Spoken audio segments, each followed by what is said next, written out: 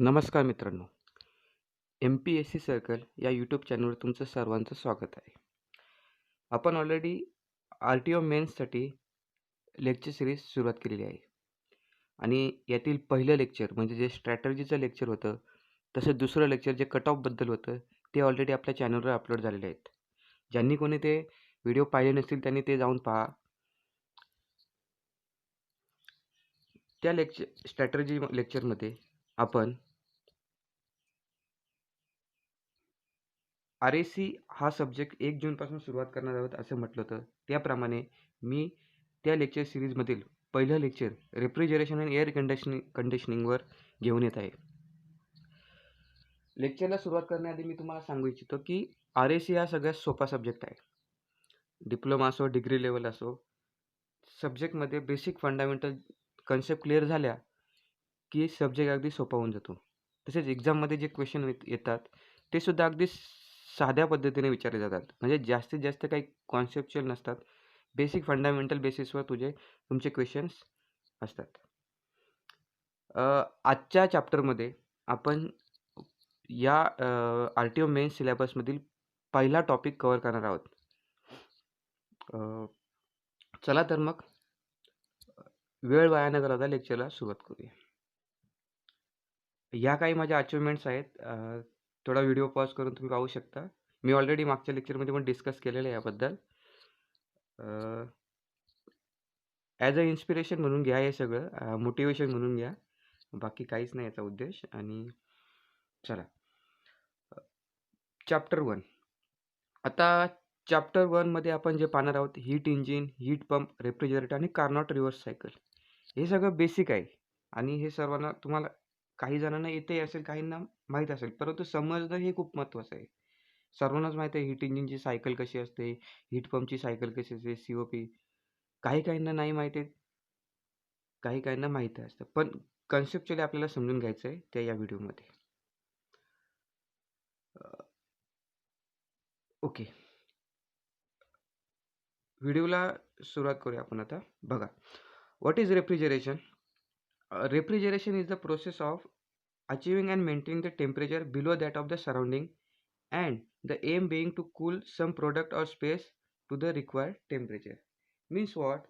की आपल्याला जे काही आपल्या एखादा स्पेस असेल किंवा एखादी स्टोरेज असेल, त्याचा टेम्परेचर एवढा कमी करायचा आहे की तो सराउंडिंगच्या टेम्परेचरपेक्षा कमी झाला पाहिजे. म्हणजेच कसं की एखाद्या स्पेसमधून आपण जेव्हा हीट एक्स्ट्रॅक्ट करतो, जेव्हा हीट तिथून बाहेर काढतो, तेव्हा काय होतं, तिथलं जेव्हा हीट रिमूव्ह होते तेव्हा त्या स्पेसचं टेम्परेचर कमी होत जातं आणि ते टेम्परेचर कमी झाल्यानंतर तिथे कूलिंग इफेक्ट आपल्याला मिळतो आणि हाच कूलिंग इफेक्ट जेव्हा आपण अचीव्ह करतो तेव्हा त्याला आपण रेफ्रिजरेशन असं म्हणतो. मग रेफ्रिजरेशनचा स्टडी करताना त्याच्यामध्ये अजून एक कन्सेप्ट असते, ती म्हणजे युनिट ऑफ रेफ्रिजरेशन, जिला आपण टर्न ऑफ रेफ्रिजरेशन असंही म्हणतो. मग युनिट ऑफ रेफ्रिजरेशनमध्ये आपण पहिली त्याची डेफिनेशन पाहून घेऊया. बघा आता, ton of refrigeration. Ton of refrigeration म्हणजेच the quantity of heat to be remove in order to from 1 ton of ice at 0 degree in 24 hours from liquid water at 0 degree. म्हणजेच काय त्यांना म्हणायचं आहे की जेव्हा आपण एखादा लिक्विड आहे, जेव्हा एखादा समजा वॉटर आहे आणि तो 0 डिग्रीला आहे आणि त्या 0 डिग्रीला जेव्हा वॉटर असतो आणि त्या वॉटरमधून जेव्हा आपण कंटिन्युअसली हीट रिमूव्ह करतो आणि ही जी हीट रिमूव्ह करतो ती आपली 24 hours असते. आणि जेव्हा हीट रिमूव्ह करतो 24, त्याच्यामध्ये आपल्याला आईस फॉर्म होत असतं. म्हणजेच कसं, जेव्हा 0 डिग्रीला वॉटर असतं आणि वॉटरमधून कंटिन्युअसली जेव्हा आपण हीट रिमूव्ह करतो फॉर 24 hours, तेव्हा आपल्याला आईस फॉर्म होत असतं आणि ते पण 0 डिग्रीचं असतं. कारण फक्त फेज चेंज होते प्रोसेसमध्ये आणि आपल्याला आईस मिळून जातो. आणि मग याला सगळ्यांना त्यांनी म्हटलं की टर्न ऑफ रेफ्रिजरेशन. मग 1 टन ऑफ रेफ्रिजरेशन म्हणजेच किती असतं, तर 3.5 kilojoule per second. Directly question येतो एक्झाममध्ये की 1 ton of refrigeration is equal to 3.5 kilojoule per second. आणि जर त्याला आपण मिनिटमध्ये कन्वर्ट केलं तर काय होईल, ते 210 किलोजूल पर मिनिट. मग या दोन व्हॅल्यू लक्षात ठेवा की 1 ton of refrigeration is nothing but 3.5 kilojoule per second आणि 210 किलोजूल पर मिनिट. डेफिनेशन सहसा कोणी विचारत नाही एक्झाममध्ये, फक्त या व्हॅल्यू लक्षात ठेवा. ठीक आहे. चला आता नेक्स्ट आपला इम्पॉर्टंट पार्ट आहे हीट इंजिन, हीट पंप आणि रेफ्रिजरेटर. आता हीट इंजिन म्हणजेच काय की device which is working in cyclic process and convert all the amount of heat which is given to it into the work. We can't say that की सर्वच्या सर्व heat नाही convert करत, पण काही अमाऊंट जी हीट आपण supply करतो त्याच्यातला काही अमाऊंटचं हीट ही त्या वर्कमध्ये कन्वर्ट होते आणि काही अमाऊंटची हीट ही त्याची रिजेक्ट होऊन जाते ॲटमॉस्फिअरला. Second part is heat pump. आता हीट पंप म्हणजेच काय, heat pump is device in which the amount of heat which is transfer from lower temperature body to the higher temperature body. म्हणजेच काय, जेव्हा हीट पंपला डिस्कस करतो तेव्हा काय होतं की हीट पंपला जेव्हा आपण वर्क द्यावं लागतं, हीट पंपमध्ये आपल्याला वर्क द्यावं लागतं आणि तो हीट पंप काय करणार की तुमची जी काही हीट आहे लोअर टेम्परेचरला ती लोअर टेम्परेचरपासून हायर टेम्परेचरला ट्रान्सफर करायचं काम करतं. नेक्स्ट असणार refrigerator. Refrigerator is device in which the heat is extract from the lower temperature body and which is transferred to the higher temperature body or surrounding. या basic definition झाल्या, तुम्ही एकदा याच्यात वाचून घ्या या. बाकी डिफरन्स जो दिला मी 4th पॉईंटमध्ये तो आपण नंतर डिस्कस करू जेव्हा डायग्राम वगैरे पाहिल्यानंतर. चला तर मग ओके, पहिला हीट इंजिन. डायग्रामवरून खूप चांगल्या पद्धतीने समजेल. मी तुम्हाला म्हटलं हीट इंजिनमध्ये एक आपल्याला सोर्स असणार आहे आणि हा झाला आपला हीट सोर्स. हा हीट सोर्स असणार आहे एका हायर टेम्परेचरला. हीट सोर्स काय करणार तुम्हाला, हीट सोर्स तुम्हाला हीट सप्लाय करणार. म्हणजे हीट सप्लाय करणार ती हायर टेम्परेचरपासून सप्लाय करणार. मग higher temperature source heat supply करणार आणि ती जी हीट ट्रान्सफर होणार ती इंजिनला ट्रान्सफर होणार. मग त्याच्या आउटपुटमध्ये आपल्याला वर्क डन मिळणार आहे. परंतु पूर्णच्या पूर्ण हीट जी सप्लाय होणार ती पूर्णच्या पूर्ण कन्वर्ट वर्कमध्ये नाही होत. काही अमाऊंटची हीट तुमची रिजेक्ट होते आणि ती हीट रिजेक्ट झालेली लोअर टेम्परेचर रिझर्व्हरला जाते. मग हा जो रिझर्व्हर आहे तो लोअर टेम्परेचर रिझर्व्हर आहे. मग जी हीट सप्लाय केली ती काही अमाऊंटमध्ये वर्कमध्ये कन्वर्ट झाली आणि काही अमाऊंटमध्ये ती हीट रिजेक्ट झाली. मग जेव्हा इफिशियन्सीची बात करतो, इफिशियन्सी म्हणजे आपल्याला सर्वांना माहिती आहे efficiency is nothing but output upon input. मग आउटपुटमध्ये काय मिळालं, आउटपुटमध्ये आपल्याला वर्क डन मिळालं. मग वर्क डन आपण इथे आउटपुटमध्ये लिहिलं आणि सप्लाय काय केलेला, इनपुट काय दिला तर हीट सप्लाय केलेली QH.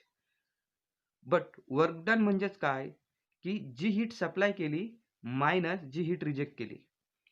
जी हीट सप्लाय केली मायनस जी हीट रिजेक्ट केली that is nothing but work done. मग QH minus QC upon QH that is nothing but efficiency. QH जर कॅन्सल केला तर 1 minus QC upon QH. This is basic formula of efficiency. आणि हा जो formula आहे तो डायमेन्शनलेस असणार आहे. पण बऱ्याच वेळा असं होतं की कार्नोट एफिशियन्सी काय असणार आहे. कार्नोट एफिशियन्सी म्हणजेच काय की स्टँडर्ड इफिशियन्सी का जी आपण कधीच अचीव्ह नाही करू शकत आणि ती इफिशियन्सी आपली टेम्परेचरवर डिपेंड असते. जर इथे आपण चेंज केलं ह्या फॉर्म्युल्यामध्ये बघा Q1 minus Q2 upon Q1 म्हणजे दिस विल बी आवर Q1 आणि दिस विल बी आवर Q2. मग याला कन्वर्ट करूया टेम्परेचरमध्ये तर फॉर्म्युला काय होईल आपला T1. फॉर्म्युला काय होईल आपला इथे लिहितो मी T1 minus T2 upon T1. ठीक आहे, नेक्स्ट स्लाइड लिहूया. चला, T1 minus T2 upon T1. This will be our Carnot reversible heat engine efficiency. आता हीट इंजिन म्हणजे नेमकं काय असतं. आपण म्हणतो की स्टीम पॉवर प्लॅन्टमध्ये हीट इंजिन असतं. मग त्याचा थोडासा 1 मिनिटामध्ये आपण स्टडी करूया. तुम्हाला सर्वांना माहिती आहे की स्टीम पॉवर प्लॅन्टमध्ये बॉयलर असतो. बॉयलरला आपण हीट सप्लाय करतो. बॉयलरमध्ये काय करतो आपण हीट सप्लाय करतो. तो बॉयलर ती जी हीट आहे ती स्टीम टर्बाईनवर सप्लाय करतो, स्टीम टर्बाईनवर. आणि स्टीम टर्बाईन काय करतं आपल्याला वर्क आउटपुट देतं W. नंतर ती जी स्टीम आहे ती आपली कंडेन्सरमध्ये जाते. कंडेन्सरमधून ती स्टीम परत पंपला जाते आणि कंडेन्सरमध्ये स्टीम नाही राहत, ती वॉटर होऊन जातो आणि पंप तो वॉटर परत बॉयलरला सप्लाय करतो. म्हणजेच काय, बॉयलरमध्ये जे आपण कोल वगैरे टाकून हीट सप्लाय करतो, that is nothing but our QS. ती हीट सप्लाय केली, ती हीट कोणी घेतली? वॉटरने घेतली. आणि वॉटर काय फॉर्म करतं? स्टीम फॉर्म करतं. ती स्टीम परत ट्रान्सफर होते स्टीम टर्बाईनवर. स्टीम टर्बाईन आपल्याला आउटपुटमध्ये काय देतो? इलेक्ट्रिसिटी देतो. टर्बाईन इलेक्ट्रिसिटी नाही देत, जनरेटर देतो. पण टर्बाईनवर आपल्याला आउटपुट भेटतो वर्क डन. तो झाला आपला वर्क डन. आणि काही अमाऊंटमध्ये जी स्टीम असणार आहे किंवा हीट असणार आहे, ती आपण कंडेन्सरमध्ये काय करतो? जाऊन रिजेक्ट करतो. कंडेन्सरमध्ये स्टीममधून हीट रिजेक्ट झाली का कंडेन्सर स्टीमला कन्वर्ट करतो वॉटरमध्ये आणि तो वॉटर ट्रान्सफर होतो परत बॉयलरला. म्हणजे तिन्ही गोष्टी आपल्याला इथे मिळाल्या. आपल्याला हीट रिजेक्शन मिळालं, हीट सप्लाय, वर्क डन आणि हे. जेव्हा आपण पॉवर प्लॅन्टचा अभ्यास करू तेव्हा डिटेलमध्ये बॉयलर पाहणारच आहोत. हे फक्त मी तुम्हाला एक शॉर्टमध्ये थोडंसं समजून सांगितलं. चला, नेक्स्ट पार्ट आहे हीट पंप आणि रेफ्रिजरेटर. दोन्ही डायग्राम सेम आहेत. इथे पण वर्क सप्लाय केला, इथे पण वर्क सप्लाय केलाय. हे पण लोअर टेम्परेचर आहे, इकडे पण लोअर टेम्परेचर आहे. इथे हिटिंग स्पेस आहे और सराउंडिंग म्हणू शकतो आणि इथे पण सराउंडिंग आहे किंवा हिटिंग स्पेस म्हणू शकतो. दोघांचा डायग्राम सेम आहे, फक्त वर्किंग पण सेम आहे, फक्त पर्पज वेगळं आहे. म्हणजेच काय, जे इथे म्हटलं त्यांनी मेन फोकस ते हीट पंपमध्ये आणि मेन फोकस इथे म्हटलं आहे. चला तर मग हीट पंप पाहूया. बघा, हीट पंप काय करतं? एका लो टेम्परेचर रिझर्व्हायरमध्ये जी हीट घेतो, म्हणजेच काय, Q1 अमाऊंटची हीट त्याने कॅरी केली किंवा एक्स्ट्रॅक्ट केली किंवा घेतली आणि ती हीट काय करणार? हीट पंप ती हीट तो हायर टेम्परेचरला सप्लाय करणार, Q2 अमाऊंटची हीट. म्हणजेच काय, पण हे कधी पॉसिबल आहे? जेव्हा आपण त्याला इंटरनली काहीतरी आपण वर्क डन सप्लाय करतो आणि हा वर्क डन सप्लाय केल्यानंतर Q1 अमाऊंटची हीट तो हायर टेम्परेचर रिझर्व्हायरला सप्लाय करतो. म्हणजेच काय, हीट पंपचा पर्पज काय आहे? की लोअर टेम्परेचरची हीट ही हायर टेम्परेचरच्या रिझर्व्हायरला द्यायची. लोअर टेम्परेचरपासून रिझर्व्हायरपासून हीट कॅरी करायची आणि ती हायर टेम्परेचर रिझर्व्हायरला सप्लाय करायची. पण जेव्हा रेफ्रिजरेटरची बात करतो आपण, तेव्हा त्याचा पर्पज मेन काय आहे? ह्या ज्या लोअर टेम्परेचर रिझर्व्हायर आहे, तिथून हीट एक्स्ट्रॅक्ट करायची आणि इथे कूलिंग क्रिएट करायची. म्हणजेच काय, मेन फोकस त्याचा हा इथे असणार आहे. ती जी हीट तो एक्स्ट्रॅक्ट करणार, ती रेफ्रिजरेटर काय करणार? सराउंडिंगला ट्रान्सफर करणार. मग बाहेर हीट जी सराउंडिंगला हीट जाणार तिचं युटिलायझेशन नाही आहे. पण इथे जी हीट एक्स्ट्रॅक्ट करणार, इथे जे कूलिंग निर्माण करणार, ते आपल्यासाठी इम्पॉर्टंट आहे. म्हणजे त्याचा काय मेन फोकस त्याचा इथे असणार आहे हीट पंपचा आणि मेन फोकस याचा इथे असणार आहे. कोणाचा? रेफ्रिजरेटरचा. ओके, डायग्राम दोघांची सेम आहे, पाहून घ्या एकदा. फक्त पर्पज वेगवेगळा आहे. मेन फोकस इथे, मेन फोकस इथे. ठीक आहे, चला तर मग. ओके, ह्या हीट पंप आणि रेफ्रिजरेटरमध्ये सगळ्यात महत्त्वाचं जे येतं ते म्हणजे त्याची COP फॉर्म्युला डायरेक्ट क्वेश्चनमध्ये एक्झाममध्ये विचारले जातात. COP म्हणजे काय? जशी इफिशियन्सी पाहिली आपण इंजिनची, का आउटपुट आपण इनपुट, इथेही तसंच आहे. COP म्हणजेच आउटपुट आपण इनपुट. पण आउटपुटमध्ये आपल्याला काय मिळतं आणि इनपुटमध्ये काय मिळतं ते पाहूया आपण. आता मला सांगा, जेव्हा हीट पंप आहे, हीट पंप काय करतो? ह्या पॉईंटपासून हीट घेतो आणि ती इथे सप्लाय करतो. पण आपण इनपुट काय केला? आपण त्याला हा वर्क डन सप्लाय केला इनपुटमध्ये. इनपुटमध्ये जेव्हा हा वर्क डन देतो, तेव्हाच तर आउटपुटमध्ये आपल्याला ही हीट मिळते TH वाली, Q2 वाली TH टेम्परेचरवर. मग बघा, coefficient of performance is nothing but what kind of effect we want or what kind of effect we desire upon the input energy. Coefficient of performance nothing but amount of effect which we want or which we desire upon input energy. मग जेव्हा heat पंपची बात करतो आपण, तेव्हा बघा, net effect desire upon input energy, normal COP formula. पण net इफेक्टमध्ये मला काय मिळालं? मला Q2 अमाऊंटची हीट इथे मिळाली. माझा फोकस इथे होता, मला Q2 अमाऊंटची हीट इथे मिळाली, ती जी मी इथे लिहिली. आणि वर्क डनमध्ये मी इनपुट एनर्जीमध्ये मी वर्क डन सप्लाय केला, म्हणजेच Q2 upon W net. But W net म्हणजेच काय? डब्ल्यू नेट म्हणजे हा नेट, डब्ल्यू नेट म्हणजेच काय? की एक मिनिट, हो, डब्ल्यू नेट म्हणजेच काय, जी Q2 अमाऊंटची हीट मायनस Q1 अमाऊंटची हीट. ठीक आहे. जेव्हा मी ही सप्लाय करतो तिच्या, बघा आता इकडे बघा. ठीक आहे. COP is nothing but Q2 upon W net, आणि डब्ल्यू नेट म्हणजेच काय, Q2 मायनस Q1. ठीक आहे. हे झालं आपलं इरिव्हर्सिबल इंजिनसाठी. जेव्हा रिव्हर्सिबल हीट पंपसाठी जेव्हा रिव्हर्सिबल हीट पंपची बात करतो मी, तेव्हा ह्याच क्वांटिटी Q1च्या या T1 मध्ये एक्सचेंज होतात. ठीक आहे. कार्नोट COP म्हणतो त्याला आपण. मग ते जे Q2 रिप्लेस करणार T2ला, Q2 रिप्लेस करणार T2ला, आणि Q1 रिप्लेस करणार T1ला.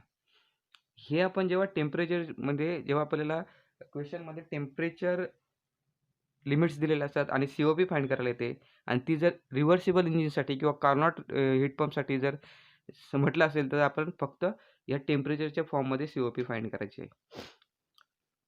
नेक्स्ट आहे रेफ्रिजरेटर मशीनची COP. मग रेफ्रिजरेटरमध्ये काय असणार आहे बघा. नेट इफेक्ट डिझायर आपण इनपुट एनर्जी, बाकी इनपुट एनर्जी सेमच राहणार, Q2 मायनस Q1 किंवा डब्ल्यू नेट. फक्त आपला आउटपुट जो होता तो आपण Q1 अमाऊंटची हीट एक्स्ट्रॅक्ट केली, तो आपला आउटपुट होता. मग तोच आउटपुट आपण इथे लिहिलेला आहे. Q1 अमाऊंटची हीट आपण इथे एक्स्ट्रॅक्ट केलेली, ती आपण इथे लिहिली, आणि डब्ल्यू नेट त्याच्या डिवाइड केलं. मग ओके, इथे त्यांनी बाय मिस्टेकली Q2 लिहिलेलं आहे, इथे Q1 असणार आहे, हे चुकीचं आहे. ठीक आहे. Q1 upon Q2 minus Q1. Same जेव्हा आपण त्याला कार्नोटमध्ये कन्वर्ट करतो, तेव्हा T1 upon T2 minus T1 आपली COP होऊन जाते. बेसिक फॉर्म्युला आहे, एकदा तुम्ही समजून घेतलं, लक्षात ठेवलं, तर तुम्हाला काही प्रॉब्लेम येणार नाही आहे. लास्ट टॉपिक आपला बाकी राहतो याच्यामधला रिव्हर्स कार्नोट सायकल. जेव्हा रिव्हर्स कार्नोट सायकलची बात करतो आपण, ही एक आयडियल सायकल असते, रेफ्रिजरेशन सायकल. तिला कार्नोट रिव्हर्स सायकल म्हणतो आपण, किंवा आयडियल रेफ्रिजरेशन सायकल असंही म्हणतो. याच्यामध्ये एकूण 4 प्रोसेस असतात. आणि ही जी सायकल आहे ही प्रॅक्टिकली पॉसिबल नाही आहे, विच इज व्हेरी इम्पॉसिबल. आणि या सायकलमध्ये 4 प्रोसेस इन्क्लुडेड असतात. मग त्या 4 प्रोसेस कोणत्या, त्या आपण पाहूया. पहिली process, process 1 to 2. Process 1 to 2 डायग्राममध्ये बघा. 1 to 2 isentropic compression process. Isentropic compression म्हणजे एंट्रॉपी कॉन्स्टंट ठेवून आपण कंप्रेशन करतो. नंतर 2 to 3 मध्ये आपण हीट रिजेक्शन करतो TH टेम्परेचरला.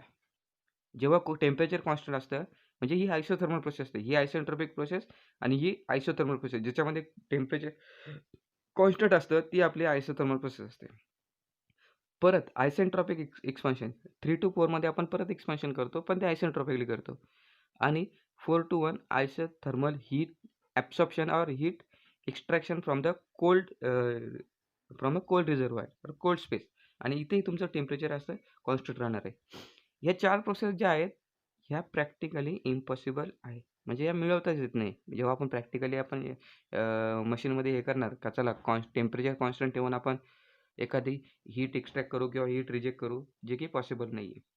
ठीक आहे. जेव्हा हीट रिजेक्ट होते, जेव्हा हीट ॲब्सॉर्ब होते, हीट रिजेक्ट होते म्हणजेच काय, तेव्हा तुमचं टेम्परेचर कमी जास्त हे होतच असतं. ठीक आहे. चला, बघ, रिव्हर्स कार्नोट सायकल जेव्हा प्रोसेस पाहिले, तर त्याच्यानंतर तिची COP सुद्धा इम्पॉर्टंट आहे. मग कार्नोट COP काय असणार आहे ते पाहूया. बघा आता, जेव्हा 4 to 1 मध्ये मी म्हणतोय 4 to 1 प्रोसेस, हीट ॲब्सॉर्ब होते कोल्ड बॉडीपासून, तर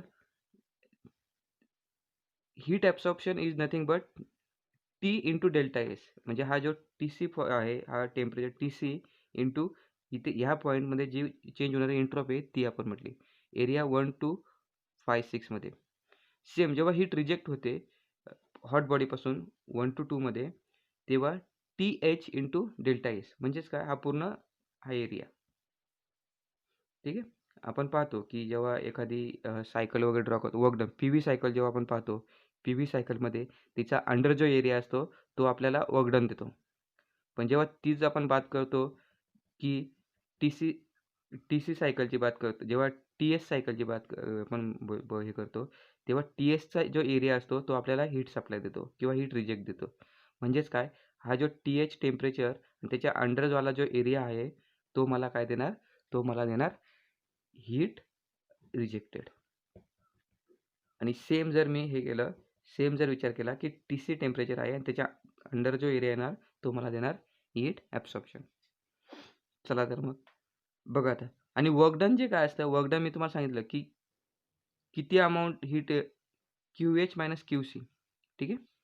म्हणजेच काय, हीट ॲब्सॉर्ब आणि heat reject. Heat reject minus heat आपण इथे पाहिलेलं आहे, जेव्हा ते ब्लॉक डायग्राम पाहिले तेव्हा पाहिलेलं की heat rejection minus heat absorption केलं की आपल्याला काय भेटतं, वर्क डन भेटतं. मग COPचा फॉर्म्युला नॉर्मल होता. COPचा फॉर्म्युला काय सांगतो की किती अमाऊंट आपल्याला इफेक्ट काय मिळणार आहे आणि आपल्याला वर्क डन किती सप्लाय केलं. मग QH upon QH minus QC त्याला जर कन्वर्ट केलं ह्या ज्या व्हॅल्यू टाकून वरच्या QH आणि QCच्या, तर आपल्याला हा फायनल फॉर्म्युला मिळणार आहे. आणि हा जो हे जे 2 फॉर्म्युले आहेत ते मागेही आपण ते पाहिले, फक्त हे TH आणि TCच्या फॉर्ममध्ये आहेत. ही जी झाली आपली हिटिंगसाठी. म्हणजेच काय, जेव्हा हिटिंग इफेक्ट पाहिजेत असतो तेव्हा आपण हीट पंप वापरतो. मग हिटिंग जेव्हा TH वर ठेवतो तो हीट पंपची इफिशियन्सी देतो. कार्नॉट हीट पंपसाठी COP देतो. आणि जेव्हा रेफ्रिजरेटरसाठी कूलिंगसाठी आपण यूज करतो तेव्हा हा TC वर येणार. म्हणजे हायर टेम्परेचर जर वर आला तर तो आपल्याला हीट पंप म्हणून वापरतो आणि लोअर टेम्परेचर जर वर आला न्यूमरेटरमध्ये तो आपल्याला रेफ्रिजरेटर वर्क करणार. 0 टू इन्फिनिटी, 1 टू इन्फिनिटी या त्याच्या लिमिट आहेत. ठीक आहे.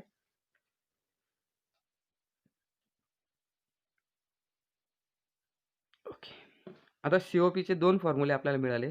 COP heat pump is nothing but T2 upon COP heat pump is nothing but T2 upon T2 minus T1. ठीक आहे. आणि COP रेफ्रिजरेटरचा जो फॉर्म्युला आहे that is nothing but T1 upon T2 minus T1. ठीक आहे. हे 2 फॉर्म्युले आहेत आपल्याला. आता त्यांनी म्हटलं की COP इन्क्रीज बाय कधी, जेव्हा हायर टेम्परेचरला आपण डिक्रीज करतो आणि लोअर टेम्परेचरला इन्क्रीज करतो. म्हणजेच काय, जेव्हा जर मी ह्या टेम्परेचरला इन्क्रीज केलं आणि ह्या टेम्परेचरला डिक्रीज केलं तरच माझे COP वाढणार आहे. सेम इथे पण तसंच होणार आहे. जेव्हा मी याला हायर टेम्परेचरला इन्क्रीज करणार आणि लोअर टेम्परेचरला डिक्रीज करणार तेव्हा माझी COP ही वाढणार आहे. हे 2 पॉईंट लक्षात ठेवा, कारण एक्झाममध्ये मोस्टली याचे क्वेश्चन होतात. COP may be increase by decreasing high temperature, increasing higher temperature, none of this अशा फॉर्मॅटमध्ये आपल्याला क्वेश्चन येऊन जातात. ठीक आहे. ओके. थँक्यू. या लेक्चर सिरीजमधला RSC लेक्चर सिरीजमधला दुसरा टॉपिक आपण पुढच्या व्हिडिओमध्ये कव्हर करू, जो की असणार आहे आपल्याला वेपर कंप्रेशन रेफ्रिजरेशन सायकल आणि वेपर ॲब्सॉर्प्शन रेफ्रिजरेशन सायकल आणि रेफ्रिजरंट पार्टवाला. व्हिडिओ आवडल्यास नक्की